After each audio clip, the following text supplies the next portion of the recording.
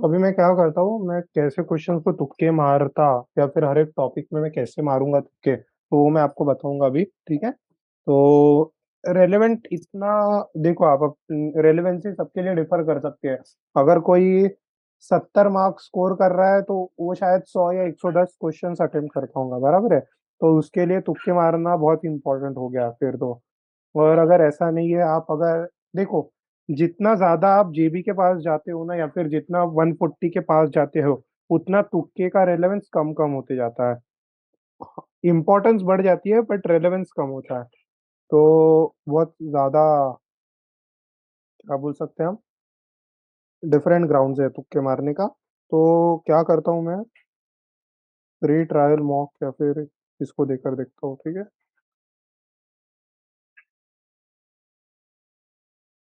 2021 pattern, test फंडा का ही launcher इसीलिए यूज कर रहा हूँ ताकि मतलब वो नहीं क्या, एंड करना रहा मॉक टेस्ट तो एंड कर सकते हैं। नहीं तो अगर सीईटी का हमने पोर्टल ये किया ना, तो सीईटी का जो ऑफिशियल रहता है, तो उसमें कैसे हम टेस्ट को एंड नहीं कर सकते बीच में। तो यहाँ पर मैं थोड़ा सा ये बढ़ा लेता हूँ, फॉन्ट साइज। या अभी बेटर है। तो यहाँ पर देखो, पजल्स में है ना, आप तुक्का अगर मारना है आपको, तो पजल्स में आप एक तो कर सकते हो कि थोड़ा सा क्वेश्चन सॉल्व करके कुछ ऐसा तुक्के मारने की कोशिश कर सकते हो। बट अगर ऐसा नहीं है, अभी आप इसमें से, ये मैं नोट डाउन कर रहा हूँ मैं पूरे के पूरे पॉइंट्स को अपने वन नोट पर ही। तो एक सेकंड रुकना, मैं पूरी की पूरी स्क्रीन ही शेयर करता हूँ आपके साथ, डेस्कटॉप। या तो 1 मिनट। एमबीए एंट्रेंस नहीं, एमबीए। या तो यहाँ पर मैं एक नया सेक्शन ही बना देता हूँ,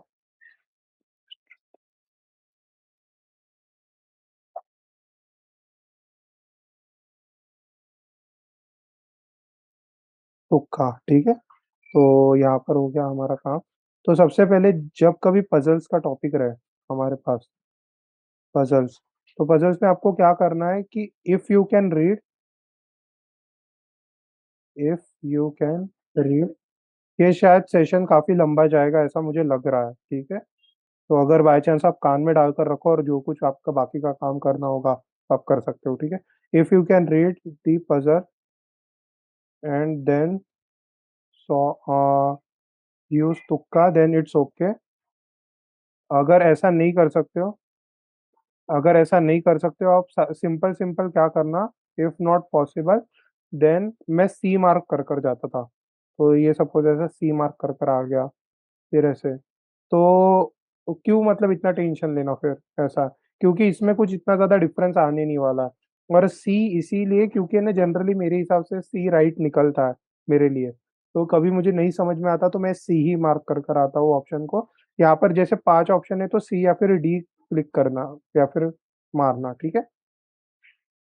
मेरी एक 1 मिनट। क्या, एक एक्सेल शीट थी मेरे पास, मॉक एनालिसिस की। परफेक्ट। या तो मैं क्या कर लेता हूँ, ये पूरे के पूरे टॉपिक्स को कॉपी पेस्ट मार्क कर देता हूँ। मैथ्स, ये हो गया। उसके अलावा साइड में ये कर लिया। तो ये पूरा का पूरा तुक्के वाला ही सीन है, ये आपके साथ मैं शेयर कर दूंगा। ठीक है।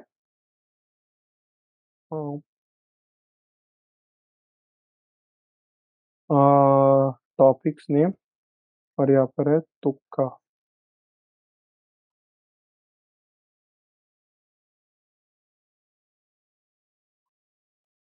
ठीक है।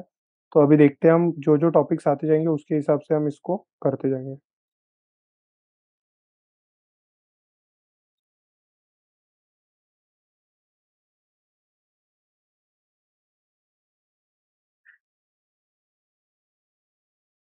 तो यहाँ पर मैंने बात की थी पजल्स की। तो पजल्स में मैंने जो बोला वो क्या था, if you can read and solve then it's okay. अगर नहीं तो फिर आपको ऐसा करना चाहिए। तो मतलब बेसिकली, और ये ना आप पढ़कर जाना थोड़ा सा, सो दैट क्या है, आपको मतलब सोचने की जरूरत नहीं पड़े कि अरे कौन सा मार्क करूँ, इसीलिए तो सी ऑप्शन। अगर आपको इसमें कुछ चेंजेस करने हो तो आप अपने हिसाब से चेंजेस कर लेना, मैं इसका एडिटेबल फॉर्म दे दूंगा आपको, ठीक है। ओके, ये हो गया। मैथ्स में आपको क्या करना है कि ऑप्शंस देखने हैं जल्दी से, जैसे कि यहाँ पर देखो 48, 49, 53, 56। तो यहाँ पर कैसे ये दो ऑप्शन पास में, ये दो ऑप्शन पास में, ठीक है। तो ये इसको हटा दो, 56 को हटा दो आप, जो बहुत ही एक्सट्रीम एंड पर है। अभी क्या करना, इसको 48, 53 और 49 में से एक को टिक कर दो आप। तो मैं जनरली बीच वाला टिक करूंगा, दैट इज 49, खत्म बात। तो क्या करना है, मैथ्स के सेक्शन में कोई भी टॉपिक में मैथ्स में जो एक्सट्रीम वैल्यूज है, एक्सट्रीम वैल्यूज, एक्सट्रीम वैल्यूज को रिमूव करना है, एक्सट्रीम वैल्यूज को रिमूव करना है। और जो भी एक बीच वाला ऑप्शन है, mark the middle option in terms of value, in terms of value. मैं इसकी गारंटी नहीं देता हूँ कि यही राइट होगा या फिर यही रॉन्ग होगा, हो सकता है पूरे के पूरे भी रॉन्ग हो जाए। बट एक हम प्रोबेबिलिटी पर ही खेल रहे हैं ना, कभी हम प्रोबेबिलिटी के ऊपर रहेंगे, कभी हम प्रोबेबिलिटी के नीचे रहेंगे। हाँ, इंग्लिश में कोई तुक्के मारने की बात ही नहीं आती। इंग्लिश में कहा थी मुझे मालूम है, इंग्लिश में है ना सबसे पहले एक आरसी वाला पार्ट है, एक नॉन आरसी नहीं, एक ग्रामर और एक सिनोनिम्स एंटोनिम्स, ये तीन ही चीजें हैं ग्रामर में। सिनोनिम्स या फिर वोकैब बोल सकता हूँ मैं, वोकैब बोल सकता हूँ। तो आप क्या करो, सबसे पहले आरसी का मैं बताता हूँ, आरसी क्योंकि मैं तुक्के मारता था अच्छे खासे, ठीक है। ग्रामर में पूरा इंट्यूशन रहता है, और इंट्यूशन को जल्दी जगाना सीखो, ऐसा नहीं कि आराम से कर रहे काम, ऐसा नहीं रहता। इंट्यूशन को बहुत जल्दी लाना चाहिए आपको। जैसे कि है ना, मुझे मालूम था कि मेरी एक्यूरेसी 50% या फिर 60% थी स्टार्टिंग में। तो मैं क्या करता था, वैसे ही तो 50% ही राइट होने वाले हैं, और मैं टाइम बहुत अच्छा खासा लेता था। सपोज अगर 25 क्वेश्चन है, तो मैं 25 क्वेश्चन को अराउंड अराउंड लेता था 20 मिनट के आसपास। तो मैंने क्या बोला कि यार 25 में से 13 ही राइट आने वाले हैं, मुझे 12 या 13। तो फिर मैं क्या करता हूँ, इसी टाइम को मैं पूरा कम ही कर देता हूँ। और इसको फिर मैंने क्या किया, बहुत फास्ट करना, मतलब यहाँ पर मैं अराउंड 1 मिनट ले रहा हूँ, तो मैंने वहां पर क्या किया कि 30 से 40 सेकंड में ही मुझे सॉल्व करना है। तो 30 से 40 सेकंड में मुझे सॉल्व करना है, तो उसके हिसाब से फिर तो मैं मतलब नहीं क्या, बहुत फास्ट करता था, जो मेरे दिमाग में पहला ऑप्शन आया उसी को मैं टिक कर कर आगे बढ़ जाता था। तो उसके वजह से आपके क्या हो गया यहाँ पर, तो 25 × 30 कितना होता है, डिवाइडेड बाय 60, यानी कि 12.5 मिनट, 15 मिनट। यहाँ पर 15 मिनट लगते, तो मैंने 5 मिनट सेव कर लिया। और मार्क्स ज्यादा इतना डिफर होते नहीं, उतने ही आते हैं ग्रामर में। तो तुक्का, ग्रामर में तुक्के के जगह इंट्यूशन काम करता है, ठीक है। अभी वोकैब में कैसा रहता है, वोकैब में अगर सिनोनिम्स और एंटोनिम्स, तो ऐसे एक पार्ट रहती है, या फिर मीनिंग्स रहता है। तो क्या करना, मीनिंग्स में आपको ऐसा समझेगा कि दो ऑप्शन है ना, एकदम ऐसे एक दूसरे के सिनोनिम लग रहे हैं। जैसे कि अगर यहाँ पर मैं देखूँ तो, 2 मिनट में सिनोनिम एंटोनिम ढूंढने दो। कुछ एक बेस भी चाहिए बोलना उसके लिए, मतलब ऐसा नहीं कि आप पूरे के पूरे तुक्के मार रहे हो। इररिवोकेबल का आपको मालूम रहना चाहिए कि इररिवोकेबल यानी कि कुछ चीजों को खारिज करना, तो कुछ चीजों को एक्सेप्ट करने की बात आ रही है। तो कांस्टेंट या फिर बाइंड हो सकता है, हेवनली तो नहीं है। इररिवोकेबल सर्टन हो सकता है, या फिर शायद इसका कांस्टेंट, यार क्या हो सकता है यार इररिवोकेबल का। इररिवोकेबल का मतलब होता है कि किसी चीज को रिवोक कर देना या फिर किसी चीज को हटा देना, ठीक है। उसका सेकंड हो सकता है कि किसी चीज को बाइंड कर कर रखना, तो मेरे हिसाब से बाइंड कर कर रखना है। तो देखो, अगर ये आपका इसका हिंदी मीनिंग आ गया तो इंग्लिश मीनिंग आ ही जाएगा। तो हो सकता, 1 मिनट।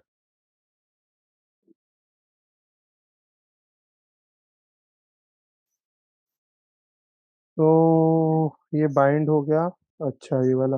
तो क्या करना, कभी भी मीनिंग्स में ना दो वर्ड्स सिनोनिम्स रहते हैं अराउंड, दो वर्ड सिनोनिम्स रहते हैं। एक एंटोनिम रहता है उनका ही, यार इसके स्पेलिंग नहीं मालूम, जान दो। एक वर्ड एंटोनिम रहता है, इसका ही अपोजिट पूरा का पूरा। और एक वर्ड रहता होगा कुछ तो भी आउट ऑफ द ब्लू, कुछ भी रह सकता है, ऐसा कुछ ही नहीं है जरूरी। तो इसमें क्या है अभी, कि आपको कौन सा क्वेश्चन पूछा है, इसको मैं अप्लाई कर कर दिखाता हूँ। 2 मिनट, मुझे क्वेश्चन ढूंढने दो पहले। ये क्वेश्चन बराबर नहीं है।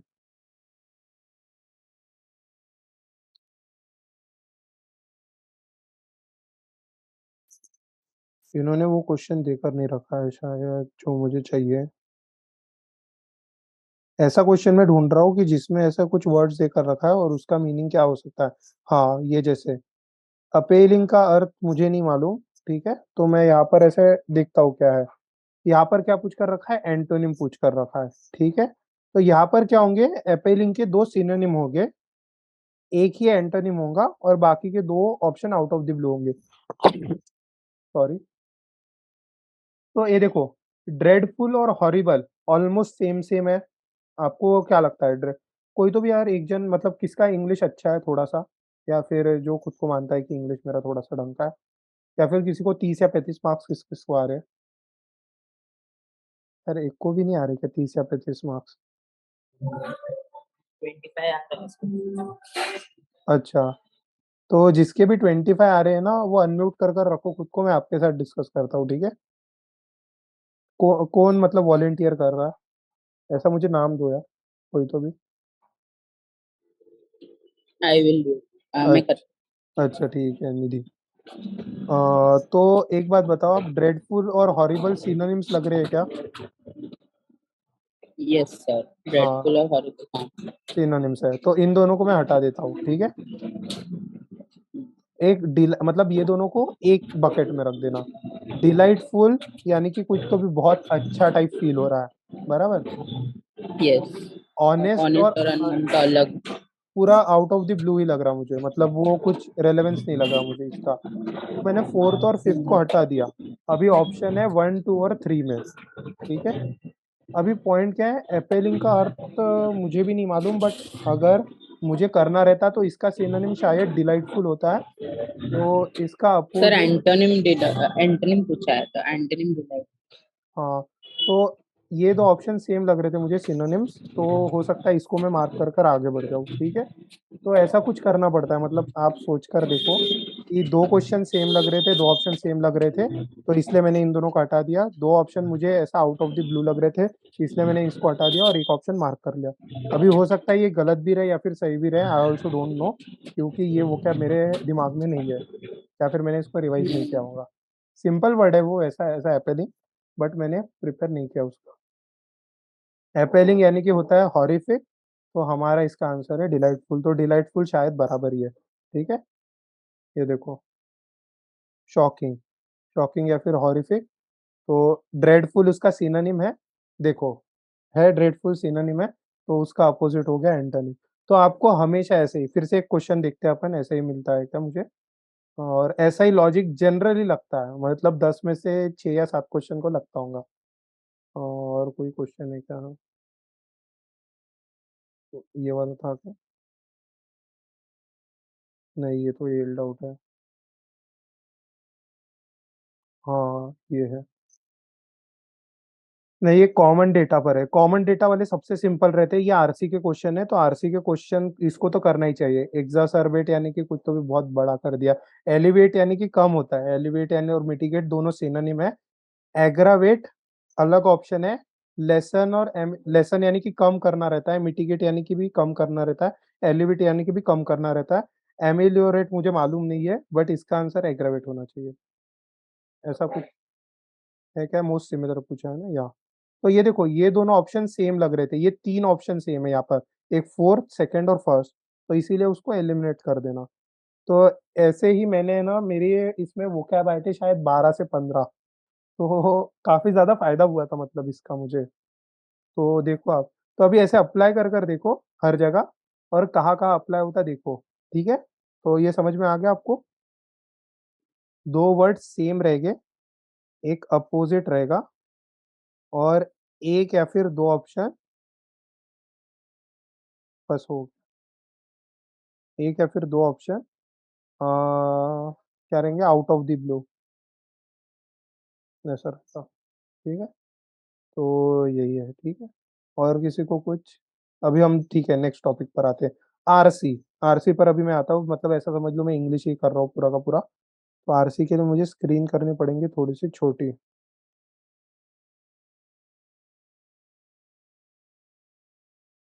1 मिनट, अभी आरसी हम ढूँढते हैं। हाँ, ये है आरसी। अभी आरसी अगर सॉल्व करना रहा ना आपको, तो आपका एक जनरल नॉलेज या फिर ऐसा नहीं क्या कॉमन सेंस थोड़ी अच्छी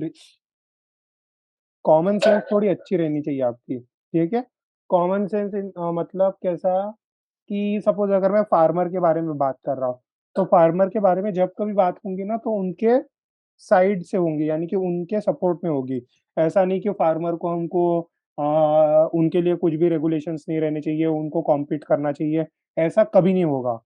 फार्मर्स के लिए गवर्नमेंट का सपोर्ट कैसे रहेगा या फिर कोई भी कॉमन पब्लिक का कि उनके लिए हमको कुछ करना चाहिए, उनके लिए अच्छे-अच्छे बिल्स रहने चाहिए, कुछ लॉज़ रहने चाहिए, उनको सपोर्ट करना चाहिए, उनको कुछ पेमेंट मिलने चाहिए, उनकी हेल्प करनी चाहिए, उनके लिए फर्टिलाइज़र्स या फिर कुछ सब्सिडीज़ दे सकते हैं, वो करना चाहिए या फिर इक्विपमेंट्स में कुछ बेनिफिट्स, तो ऐसी अलग-अलग चीज़ें रहती है। तो जब कभी हम फार्मर्स के बारे में बात करेंगे तो अच्छा सीन रहेगा। वही अगर हम करप्शन के बारे में बात करेंगे तो करप्शन को मिटिगेट कैसे करना चाहिए या फिर करप्शन कहाँ-कहाँ होता है, हम उसको कम कैसे कर सकते हैं, वो तो मैंने बोल दिया। उसके अलावा और क्या हो सकता है, गवर्नमेंट ने कौन से रेगुलेशंस लाए, ये सब चीज़ें हो सकती है। तो आरसी है ना थोड़ा-सा जनरल पर्सपेक्टिव से ज़्यादा देखो, और सीईटी के आरसी एक तो स्टोरी बेस्ड जनरली मैंने देखा नहीं है स्टोरी बेस्ड, बट अगर कुछ ऐसे फैक्ट्स या फिर फिगर्स या फिर ऐसे टॉपिक्स पर आ गए जो हमको एक कॉमन सेंस से सॉल्व कर सकते हैं, तो उसको क्या करो आप बिना पढ़े भी सॉल्व कर सकते हो। जैसे कि अभी इसको देखता हूँ, मुझे मालूम नहीं ये आरसी कैसा है। Better regulation is important for reducing the major financial crisis पर अभी आपके पास टाइम बिल्कुल भी नहीं है, आपके पास है 2 मिनट है सिर्फ, ठीक है? तो आप 2 मिनट में क्या-क्या कर सकते हो, ये जो हाइलाइटेड वर्ड्स है, इसके आप आंसर्स मार्क कर सकते हो, इसको बराबर ढंग से मार्क करना। तो सपोज़ इसमें कितने क्वेश्चन है? 7 क्वेश्चन है। तो 7 क्वेश्चन में से आपके कितने क्वेश्चन हो जाएँगे?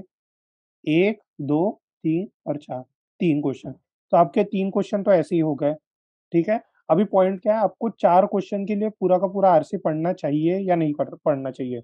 तो पॉइंट क्या है, अभी आपके पास बिल्कुल भी टाइम नहीं है, आपके पास 1 या 2 मिनट है, ऐसा मैं मानकर चल रहा हूँ।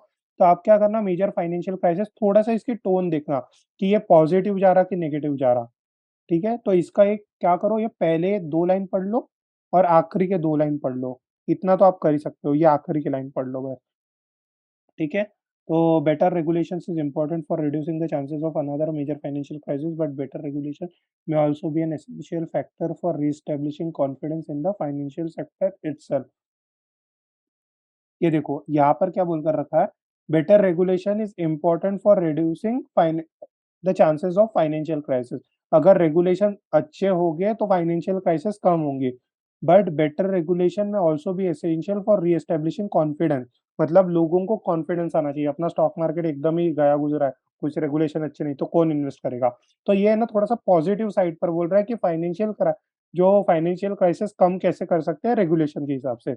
ये स्टार्टिंग हो गया है। एंड में इन्होंने क्या बोलकर रखा है, the decision made by the individual working in financial institutions ought to be in line with long term growth. तो यहाँ पर जो पूरी की पूरी बात क्या चल रही है, long term growth, better regulation, overall financial stability, पूरे देश को कैसे इंप्रूव कर सकते हैं, इकोनॉमी को कैसे इंप्रूव कर सकते हैं। तो उसी के बेसिस पर अभी अपन क्या करेंगे कि ऑप्शन कैसे मार्क करना है हमको। तो which of the following can be said about the US government's efforts to stabilise? It succeeded in the large, ये बोल सकते हैं हम। The quantity of was disappointing, नहीं। Risk were unintended, too, and as a result big banks were reckless, या। तो देखो आपको एक मालूम होगा कि यूएस में कुछ क्या बोलते हैं उसको, वो ग्लोबल फाइनेंशियल क्राइसिस हुआ था, तो मेजरली सबप्राइम बोरोइंग्स की वजह से हुआ था वो। तो वहाँ पर अगर आपको वो सिनेरियो थोड़ा-सा याद है, तो बाय चांस मैंने ये कर लिया रहता इसको ऑप्शन टिक, हो सकता हूँ मैं गलत हूँ, क्योंकि मैंने इसको पढ़ा नहीं है पूरी अच्छी तरीके से। तो मैंने यहाँ पर सी क्यों मार्क किया रहता, क्योंकि देखो यहाँ पर पहला the quantity of financial regulation was disappointing, ये पूरा का पूरा नेगेटिव में जा रहा है, तो इसको मैंने हटा दिया। It succeeded to a large extent, ये भी हो सकता है पॉइंट, बट इतना भी ज़्यादा पॉज़िटिव नहीं जाना है कभी, थोड़ा-सा पॉज़िटिव रहना चाहिए, क्योंकि यहाँ पर क्या है, यहाँ पर फाइनेंशियल सिस्टम को स्टेबलाइज़ करने की बात चल रही है। तो मेबी मैं तीसरा ऑप्शन मार्क कर आगे बढ़ जाता और इतना सोचता नहीं मैं।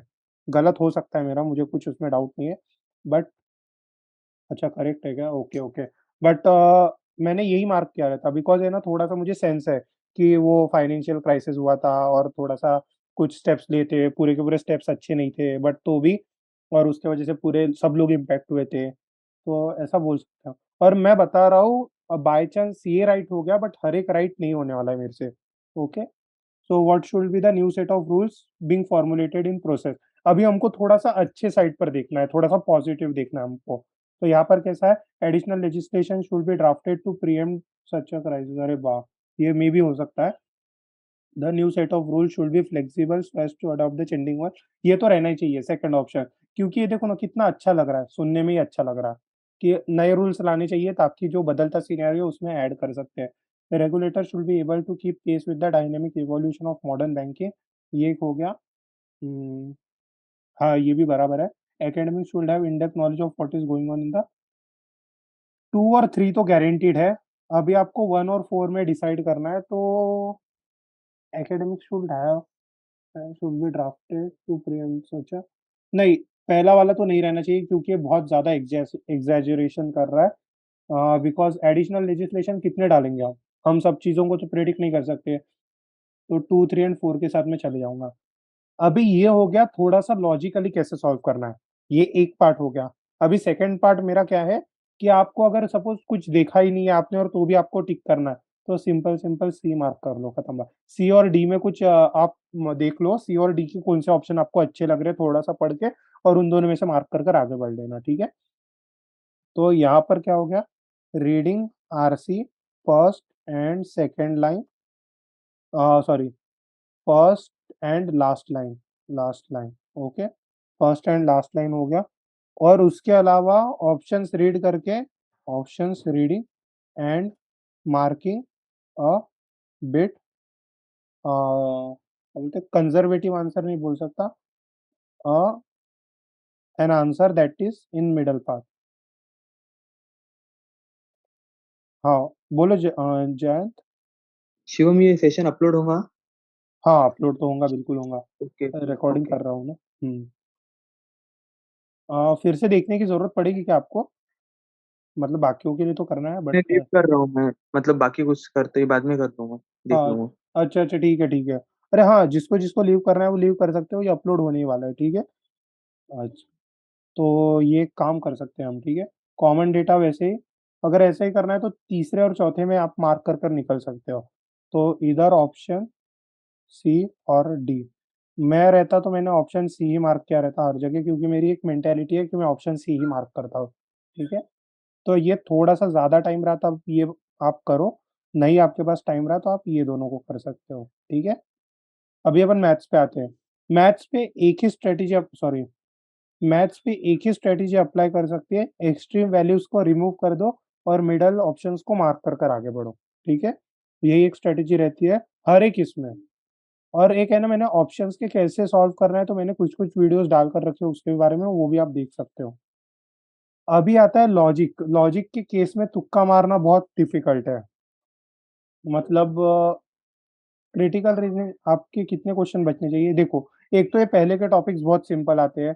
पॉइंट क्या आता है कि पजल्स में कैसे तुक्का मारूं मैं, तो पजल्स में मैंने बता दिया कि सी ऑप्शन मार्क करके आगे बढ़ जाओ आप। नेक्स्ट पॉइंट क्या है कि ये बाकी के आपको आ रहे तो ठीक है, नहीं तो फिर मिडल ऑप्शन मार्क कर कर निकल जाओ। या फिर है ना, जो दो ऑप्शन मैच कर रहे हो, जैसे कि एक मैं बात बताता हूँ आपको, मैंने ऐसे बहुत एग्जाम्स में खेला है। ये वाला नहीं, ये वाला तो छोड़ दो आप। इसमें क्या ही तुक्का मारना जो आपको लगे। हाँ, इसमें भी नहीं। एक बार मैं क्वेश्चन अच्छा वाला देख रहा हूँ, ये छोड़ दो, इस पर तुक्का नहीं मारना चाहिए। वही वो तुक्का वाला इंग्लिश वाला टाइप ही है ना वो, तो उसमें आप वैसे कर सकते हो। ये मैथ्स हो गया। इन्होंने लॉजिक पूछा है कि नहीं पूछा है, ये तो सेट है पूरा का पूरा। एक तो आया, नहीं आया तो नहीं आया। ये भी अलग ही है, इसमें भी छोड़ दो आप। और आप हाँ, ऐसे क्वेश्चन रहे ना, तो आप पर रीअरेंजमेंट बता कर रखा है। अगर आपको नहीं आ रहा है तो क्या करना, ए ए ए ए, तो डी को हटा दो, ये ऑप्शन नहीं रहेगा हमारा। फिर उसके बाद ई बी ई सी, तो इन दोनों में कुछ तो भी रहेगा, एक तो ये नहीं तो ये। तो अगर आपके पास टाइम बिल्कुल नहीं है तो फिर क्या करना, आप थर्ड ऑप्शन देखना, तो बी भी दो जगह है, तो हो गया, ये वाला मार्क कर कर आगे बढ़ जाओ। समझा, मतलब ऐसे ही कर सकते हो आप, अगर आपके पास टाइम कम बचा है तो, ठीक है। मैं लॉजिक के देख रहा हूँ, मैं लॉजिक को देख रहा हूँ। हम्म, ये भी मैथ से है। नहीं ये भी मैथ्स ही था।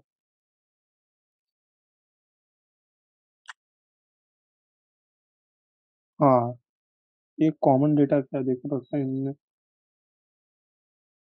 सिंगल क्वेश्चंस को मैं ढूंढ रहा हूँ, मुझे सिंगल क्वेश्चन मिल नहीं रहे हैं।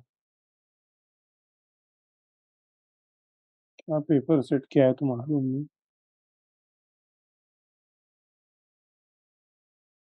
One minute. हाँ नहीं ये भी मैथ्स का ही है।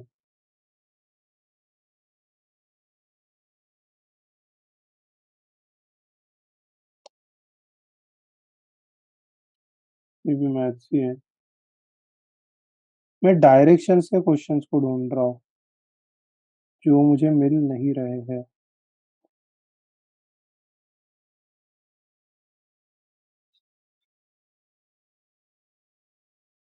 अभी अभी हाँ ये देखो आप, इस पर तुक्के नहीं लगते क्या? इस पर सिंपल से मैं बता रहा हूँ, तुक्के नहीं लगते।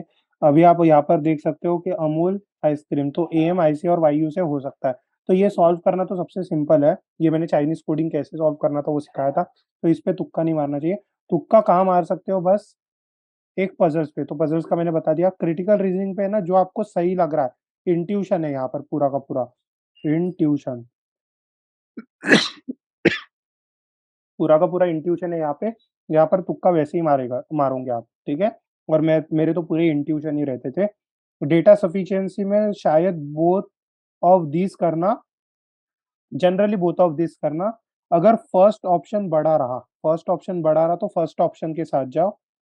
अगर सेकंड ऑप्शन बड़ा रहा, सेकंड ऑप्शन बिगर रहा, देन उसके साथ जाना। मतलब जो ऑप्शन बहुत बड़ा दिख रहा है तो उसके साथ जाओ, नहीं तो ऑप्शन बिगर, यस, नहीं तो फिर बोथ ऑफ दिस के साथ जाओ। तो जनरली डेटा सफिशिएंसी लेंथ पर ही खेलते हैं। सिलोजिज्म पे नो तुक्का, रैंकिंग पे भी नो तुक्का, इनपुट आउटपुट में भी नो तुक्का, इस पर भी डायरेक्शन सेंस नो, इस पर भी नो, नो।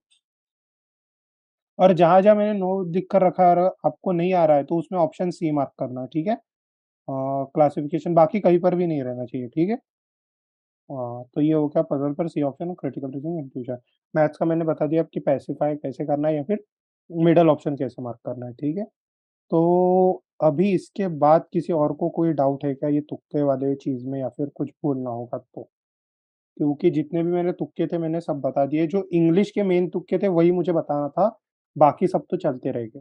बाकी is not that important, but English वाला सबसे बेस्ट था, क्योंकि वो इंग्लिश वाले में मैंने वैसे ही मार्क्स इंक्रीज किए थे अपने बहुत ज्यादा, अच्छे खासे इंक्रीज किए थे मतलब। या या एनीवन हैविंग एनी डाउट अभी?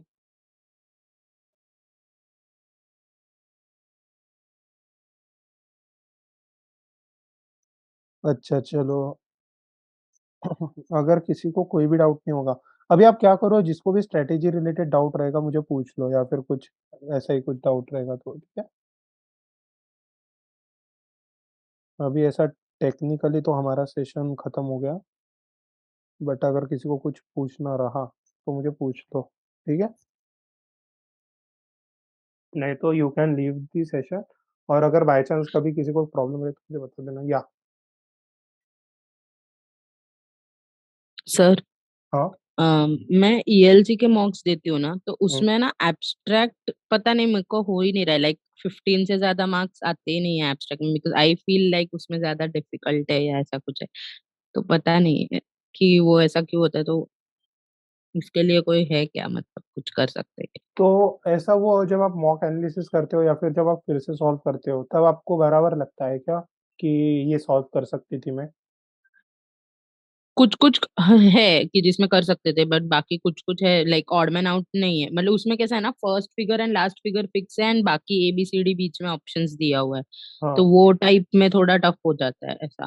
तो रहते हैं मतलब 2000 शायद 19 का पेपर ही है ना, एब्स्ट्रैक्ट रीजनिंग का टफ आ गया था। तो क्या होता है पॉइंट, जब ऐसा टफ पेपर आया तो सभी के मार्क्स रिड्यूस हो जाते हैं। तो आपका वहां पर हाईएस्ट स्कोर कितना जा रहा है लोगों का? 15 ELC में 15 जा रहा है एंड TF में 18। 18 जा रहा है तो नहीं फिर, और शायद 3 या 4 मार्क्स कम आ रहे हैं आपके। तो हाँ। ट्राई करो इसको ही फिर, नहीं फिर इम्प्रूव करना पड़ेगा। अभी पॉइंट क्या है, इम्प्रूव करने का ऐसा एज सच ये नहीं है, ज्यादा से ज्यादा क्वेश्चन आप देखो अभी। अगर आपको सिर्फ एब्स्ट्रैक्ट इम्प्रूव करना है ज्यादा, तो उसमें और आधा घंटा देते जाओ, बट रेगुलरली करोगे तो हो जाएगा, धीरे धीरे होगा बट होगा। टाइम टाइम तो हमारे पास है ही नहीं बोलना, बट ट्राई हाँ करो।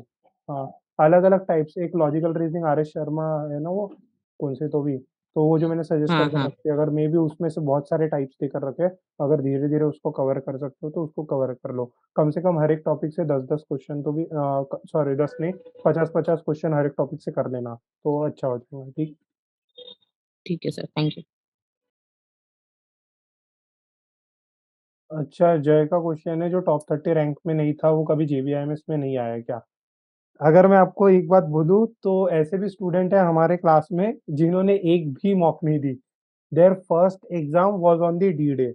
एक शंतनु है, उसके अलावा एक है धैर्यशील, तो उन्होंने पूरे सीईटी प्रेप में एक भी मॉक नहीं दी है। तो देखो आप अभी क्या बोल सकते हो तो। पर ऐसा कुछ नहीं कि एकदम इंटेलिजेंट है वो शंतनु, अपने वाईसीसी नहीं, नागपुर यूनिवर्सिटी से ही है। और उसके अलावा धैर्यशील अच्छे कॉलेज से है, बट शांतनु उतने अच्छे कॉलेज से नहीं है। दिया और पजल अटेम्प्ट नहीं हो रहा। दिया और पजल्स अटेम्प्ट नहीं हो रहे हैं इन मॉक्स, तो क्या टाइम कम पड़ रहा है आपको, बाकी क्वेश्चंस में आप टाइम ज्यादा लगा रहे हो, या फिर क्या सीन है? किशोर आप अनम्यूट करो आप खुद को।